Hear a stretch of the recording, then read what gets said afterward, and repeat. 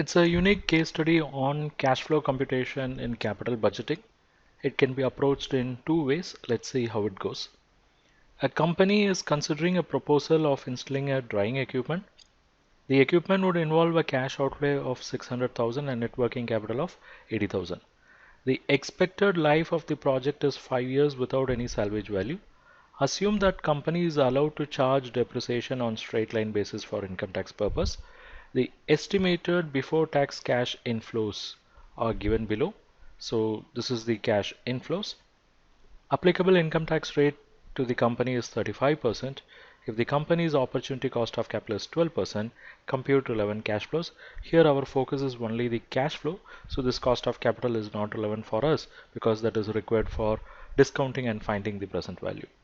Now, how do we find the relevant cash flow? So we are given the cash inflows only, and this is before tax. It means from this cash inflow, we have to do certain adjustments. Then we have to arrive at the after tax cash flows, right? Our question is computing the relevant cash flow. It means we should capture the initial cash flow, in between flows, and terminal flows. Now I'm going to approach this problem in two ways. Let's solve in the first method, then we'll go for the second method. The first method, this is the structure which I'm going to follow. For each and every year, let me capture the related items. First, item A, initial investment. This initial investment is happening in which year? This is happening in year 0, and we know it is 6 lakhs. But along with this 6 lakhs, there is also one more item. What is it?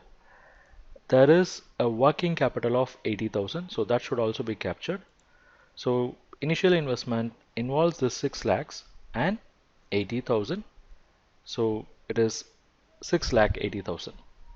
And we don't have any initial investment, or this is not applicable in other years. Then we have some cash inflows. We are given cash inflows for year 1, 2, 3, 4, 5, and figures are in thousands. So let me take it in full form. So it is 240,000 year 1, year 2 275,000, year 3 210,000. Let me just extend this. Yeah, year 4 it is 180,000. Then we have 160,000. Now these are all cash inflows. So this basically talks about whatever the cash income and cash expense that has been compared, and this is derived. Now what I'm going to do now is, from this cash inflow, I'm going to deduct depreciation. We know depreciation is a non-cash item, but I'm going to deduct this depreciation from this cash inflow. So how do I calculate depreciation? We know cost of equipment is 600,000, life is 5 years, straight line basis depreciation. In that case, it's going to be 600,000, which is the cost, divided by 5 years. It means every year depreciation is going to be 120,000, right? So I can apply this for all the 5 years, and this is the depreciation we have. So from cash inflows, if I deduct this depreciation, what I get is cash inflows before tax. So we'll call this as profit before tax as well. So nothing in year 0, whereas in year 1 it is 2,40,000 minus 1,20,000, we get 1,20,000. In year 2 we get 1,55,000. Year 3, 4, 5. These are all the figures. Now from this, let's deduct taxes. What is the tax rate? We have tax at 35%. Nothing in year 0, year 1 it is 120,000 multiplied by 35%. I get 42,000. Let me have it in negative. Year 2 it is 54,250. Year 3 it is 31,500. Year 4 it is 21,000, and year 5 it is 14,000. So item F, I get cash flow after tax, which is D minus E. Now in year 0, let's for the moment keep it as 0 itself. At the end we'll take the overall figure. Whereas for year 1 it is 120,000 minus 42,000, we get 78,000. Year 2 it is 1,750,000. Year 3 58,500.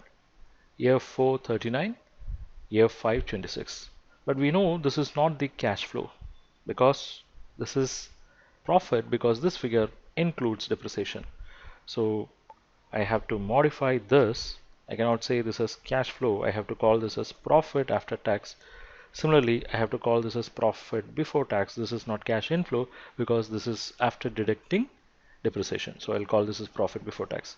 So what should I do to get my cash flows after tax? I have to add back depreciation.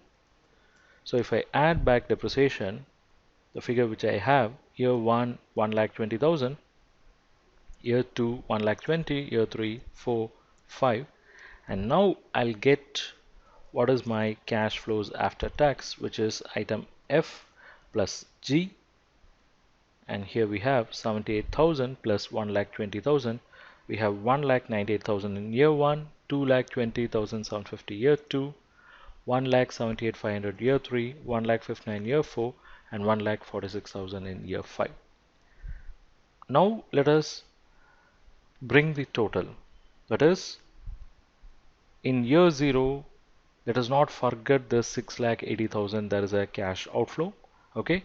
Similarly, in year 5, there is a recovery of working capital. So let's say EFGHI capital items. I'm just bringing them here. I'm bringing the 6,80,000, which is an outflow. And here in year 5, there is a recovery of working capital. What is the working capital? It is 80,000. So that is also coming back, right? So we can say net flows. So net flows is sum of these two. Year 0 it is 6,80,000, year 1 1,98,000, year 2 3 4 5, and this is the position, right? Now the same calculation we can also do it in a different way. I'm going to show you that we can approach the same cash flow. We'll get the same figures, but we can do it in a different way. How? Let me make a dividing line here. Yeah, that's done. I'm going to repeat all the calculation. What is my initial investment? It is 6,80,000. Then I have cash inflows, nothing in year 0, whereas year 1 it is 2,40,000, year 2 2,75,000, year 3, year 4, year 5. Now this is basically cash inflows. Now why I should go and subtract depreciation and then add back depreciation? Instead, I can do something very simple. That is, I know this is the cash inflow. Let me apply tax on this.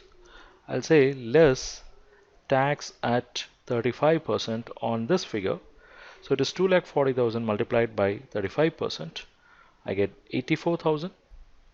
Similarly, second year 2,75,000 into 35%, I get 96,250. Third, fourth, fifth. This is my tax position. It means I can have cash inflows after tax. I'll say item D, cash inflows after tax, which is B minus C, and I get these numbers. But one thing which I have forgotten here is depreciation. But depreciation is not a cash item, so we have excluded. But we cannot forget the tax benefit which we are going to get from depreciation. The presence of depreciation will help us in reducing the taxes. Look at here. When you included depreciation in this calculation, your tax amount. In year 1, 42,000. When you excluded depreciation, what is your tax amount? Year 1, 84,000. When you included depreciation, your tax in year 2 was 54,250, whereas here it is 96,250. It means depreciation was helping you to reduce your taxes. There is a tax savings on account of depreciation. We call it as depreciation tax shield. So what I'm going to do is I'm going to capture that effect. Presence of depreciation helped me to save tax at 35% on the depreciation amount. I'm going to do that now. So this is my cash inflows after tax. I'm going to get some tax shield or tax savings on account of depreciation. I'll say item E, tax savings on account of depreciation. We call it as tax shield, and calculation is very simple. It is the depreciation amount multiplied by tax rate. That's it. So probably I'll put it here. It is depreciation amount multiplied by tax rate, that is at 35%. So this is a saving because here your tax was 42,000, here it's 84,000. It means the difference between these two is basically on account of depreciation. That is 84,000 minus 42,000. Let's see. That difference of 42,000 should arise from tax savings on depreciation. Now, what is the depreciation amount? We know depreciation amount is this 1,20,000 multiplied by 35%, and you get that 42,000, right? So this 42,000 tax saving was made possible on account of depreciation. So this is in year 1. Do it for year 2, 1,20,000 to 35%. Repeat this for year 3, 4, 5. So you have cash inflows after tax without considering the tax savings on account of depreciation. Now let's add that also, and then we arrive at the cash flows, right? But let us also keep in mind working capital is getting released. So we'll say working capital release, which we have captured in the previous working as release of capital items, okay, 80,000. So now we can arrive at the overall cash flow. So I'll say net cash flows, item G, net cash flows. As far as year 0 is concerned, it is only 6,80,000, whereas year 1, have a look at it, it is 1,56,000 plus savings. It's an inflow, 1,98,000. Year 2, it is sum of these two, 2,20,750. Year 3, this is the figure. Year 4, year 5. In year 5, let us also add this 20,000. And now watch this beauty. In both cases, in both the approaches, you can see same figures, right? So both the methods are correct. You can adopt either. The first method is our traditional method, whereas second method we are avoiding too many calculations. Okay, probably here we had say A to J rows, here we have A to G rows. So we are reducing these steps. That's it.